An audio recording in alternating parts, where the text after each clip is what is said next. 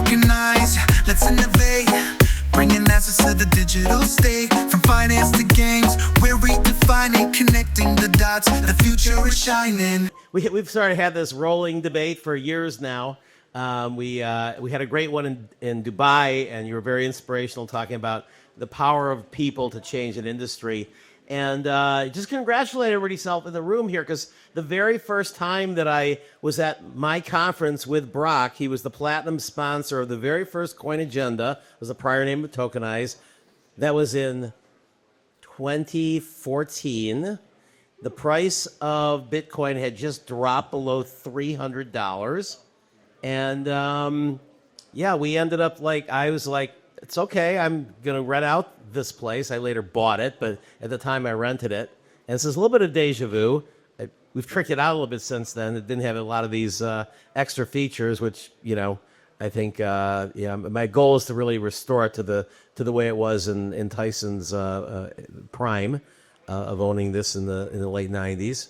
And, yeah, you know, we ended up having the opening party at the Playboy suite at the Palms. No longer exists, but Brock enjoyed wearing his Hefner robe around the opening party, you know. But he's an actor at heart, and it was a good role. But at any rate, the price then was like $300, and today we are at $107,000. So let's go Bitcoin.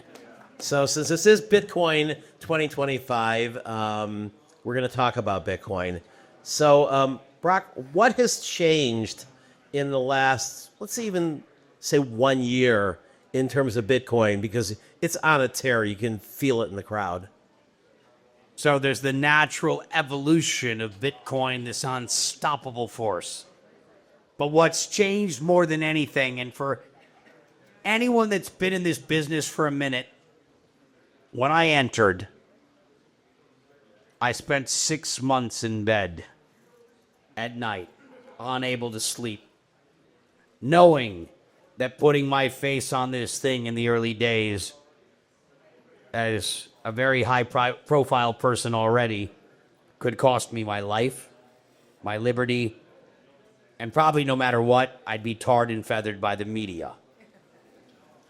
The pioneers that took the bullets and the arrows, and in many cases missiles, did this with the incredible headwind of a government against you, not for violating law, but because of things like Choke Point 2.0, regulatory bodies having the freedom to act without legal, let lawfare, the things that the pioneers of this industry, like many pioneers in innovation before, had to endure.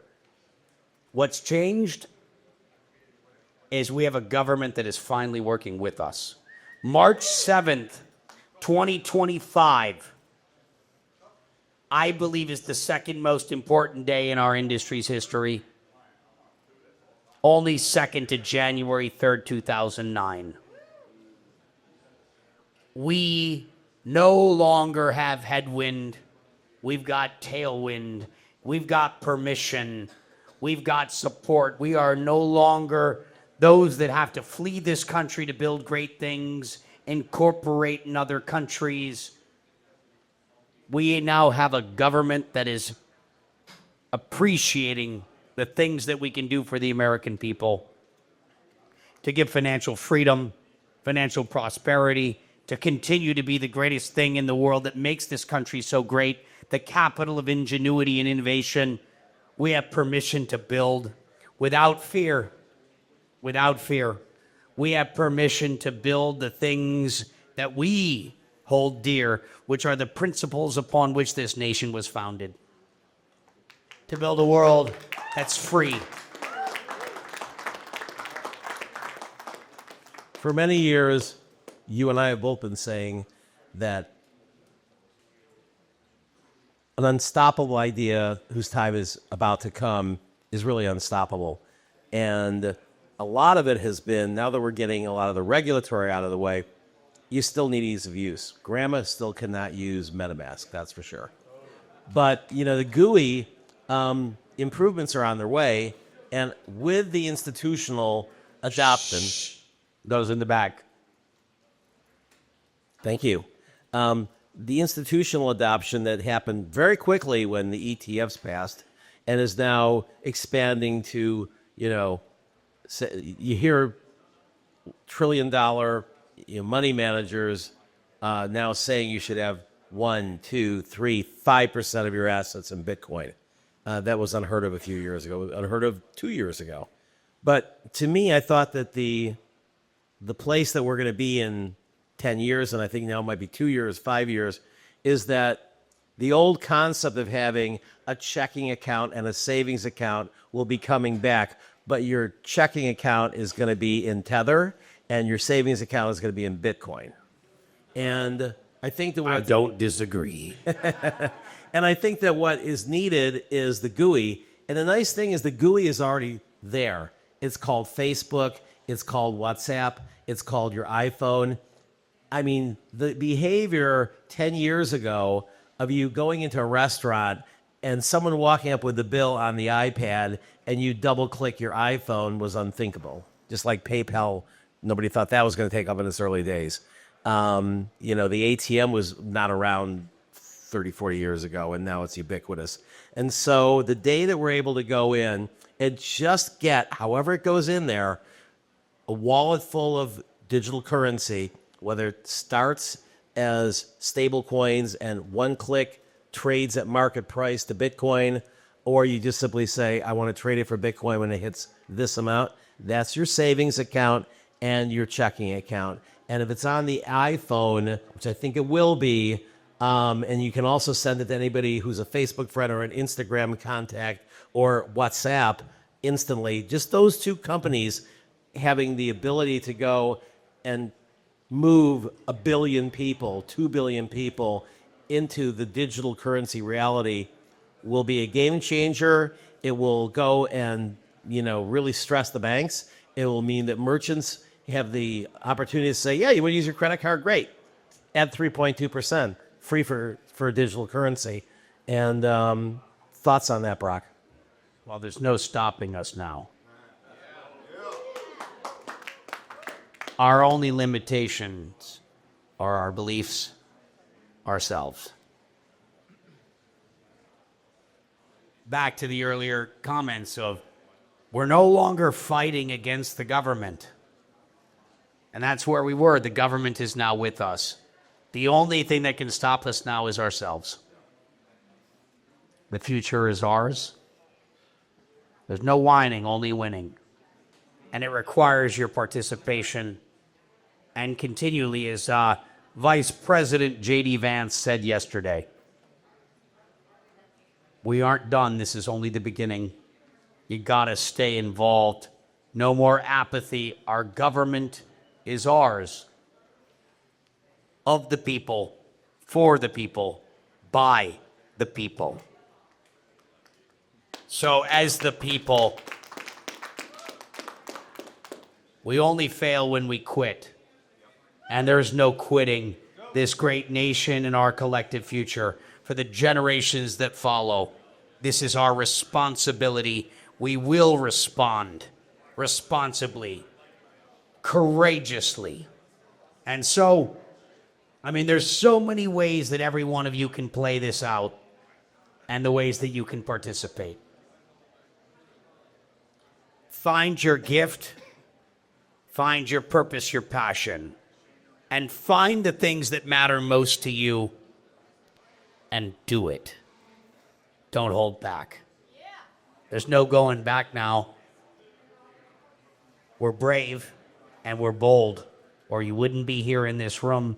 As far as big tech, I'm sorry, I'm going to slightly have to disagree. They are not our friends. They do not represent the world that we wish to co-create. A world of, for, and by. They are not of that. Yes, they can drive distribution, but we don't need them. Nope.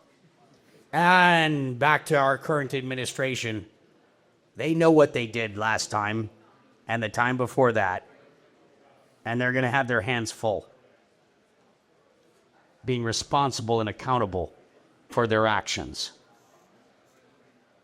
Remember, the only thing that matters in a world of truth and transparency, the world of light that we're co-creating, is your integrity and your principles, because there's no forgetting.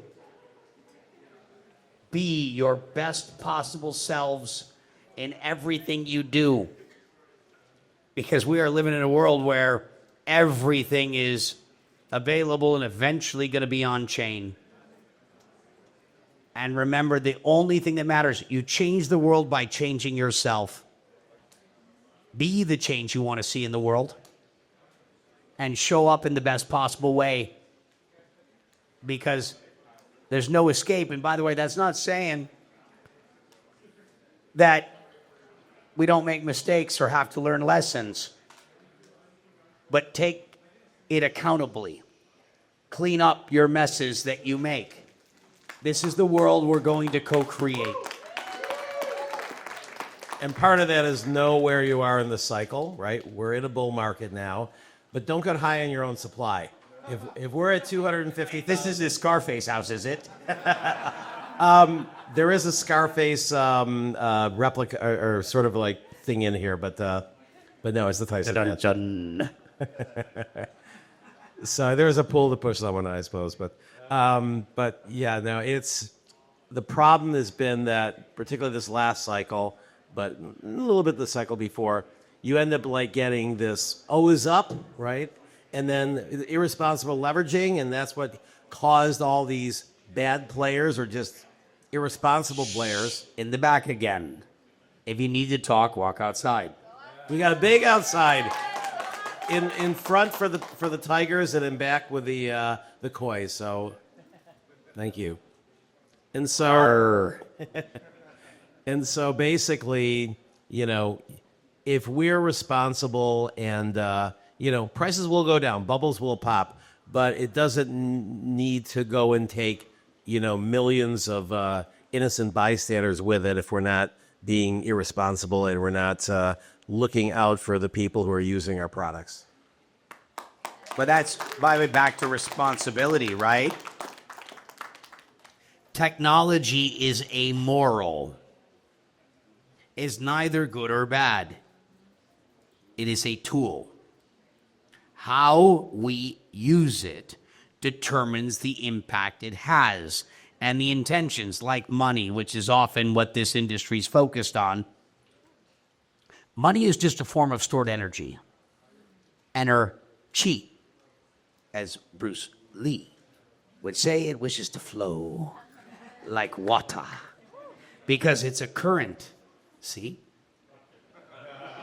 You're just meant to be a conductor of it, directing it to the people, places, and things you wish to see change as a custodian and steward of it.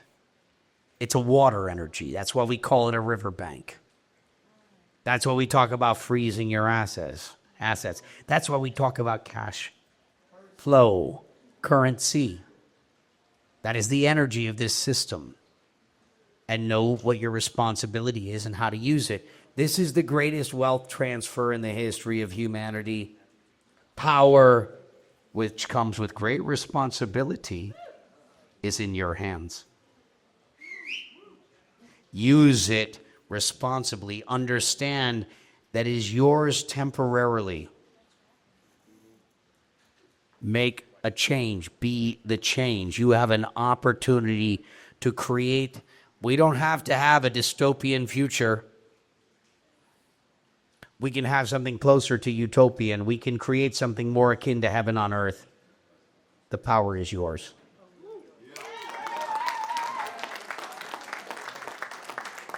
And since it's now clear that we will have $1 million Bitcoin, it's a matter of when, not if. Truly. Anybody disagree with that? No. Okay. Well, it wouldn't be 28, it'd probably be 29. I think it's more likely to, because it's always been the highs. Read my book, Bitcoin Supercycle. It's always been the high. It's always been the year after the halving in the fourth quarter usually. But I'm buying in 2028. You should be buying in 2026. Should be buying in 2026. There's only been 3 years you could have ever lost money in Bitcoin. 2014, 2018, 2022. And The only thing I would say is the traditional cycles might be different because we have an administration. The United States of America is supporting our work. The old pattern it might be different because we have the most important things behind us. We have the biggest financial institutions in the world, governments around the world. Everyone is like, how do I get in? I'm not sure I believe long term. I don't, to be clear. In a treasury strategy for public companies. By the way, the ICO is now called the IPO. The new ICO is an IPO. It's called we're in, now the financial markets. That's the only thing that could change the traditional cycle where we could see a longer bull market. There's still going to be, obviously, but I think this is a little different. We've never seen this before. I think it could extend the bull a little bit, but for at least the next 2 or 3 cycles, I believe that we'll still get overheated. We do it in public markets too. When you're a taxi driver, again, is telling you about your Uber driver. Exactly. You guys are not using taxis, Uber. We remember the hopium and the crash of the .coms. We both do. So, and we want to learn all those lessons. Yes, we want to learn from those lessons. And but we will have a super cycle coming up when that positive macro, because typically we've had diminishing returns, 100x from the halving to high the first cycle, then 30x, then it should have been 10x, but because of the Biden effect, it was 8x. This time it should be 3x. That'll put us to about 200K. We could go up with a positive macro without breaking the cycles to about 240. We go much above 250. We have started the super cycle. And I could totally see us, if all of a sudden you have a couple things like, if there's 200, 300 public companies and, there's a giant one that's like, starting to buy billions, there's not that much Bitcoin left. MicroStrategy or strategy now is buying every coin that is mined. It's 450 a day. Sailor alone is buying that much. Where's the rest going to come from?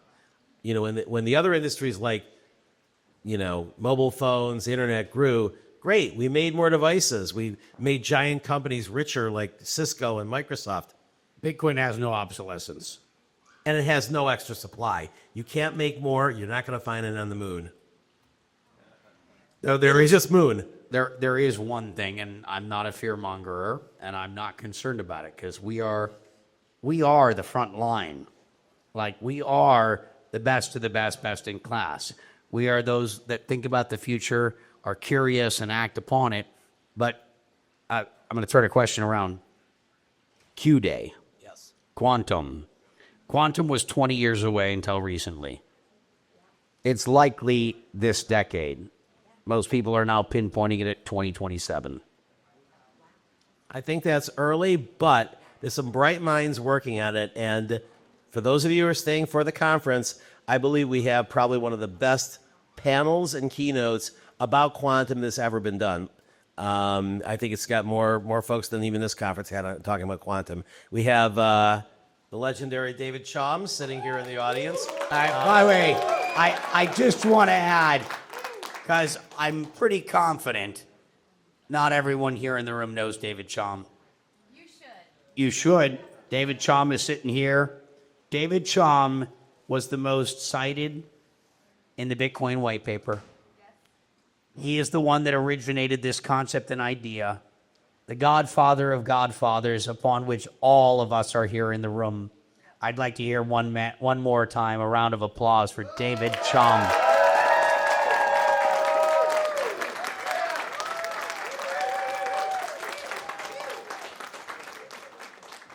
He's been called the godfather of Bitcoin, but I like godfather of godfathers better because we all... The originator, the creator. He actually created the word and the concept of cryptocurrency in the early 80s when he was at Berkeley. That's how far back David goes. I was born in 1980. And literally there's been analysis of some of his early work, like eCash, DigiCash, and it had everything that Bitcoin had except for the decentralized mining. Everything else was in there. And it was like 20, almost 30 years before the Genesis blocks. It was stunning. But again, we all owe you a great debt, David. And you're still, coming up with great new concepts. And quantum is a huge challenge. And he'll be doing a keynote on that. And then we're going to have a panel that includes one of the companies you're invested in, the CTO there, Chris, unpronounceable last name, Papathetheadoscos, all the way from Athens, Greece. It's an international conference. And then we got Curanium, which is also here from Dubai. And I think we have one other a panelist on that as well beside David. So we're looking to bring the best and brightest. The very first Coin Agenda that Brock was the platinum sponsor of was only, I think 150 people. But we had people from all over the world that came for it, paying in Bitcoin. Thank you all. And I hope you got it. Yeah, well, some of it went into places like this. Oh, I know. You have some real estate too. The things we give to do the work that we do. And so, first of all, I just want to give another big round of applause to Joyce, to Michael Terpin, for the great work that they do. And may they continue to educate and inspire you to do the best you can possibly do. Because that's how this works. We're one. Let's build a world that works for everyone. Thank you, Brock. I know you have to catch a plane. Or rather, you have a plane that's waiting on the tarmac. And enjoy Rome and the other place you're going. And we will see you back in the Puerto Rico Blockchain Week in December. Love you.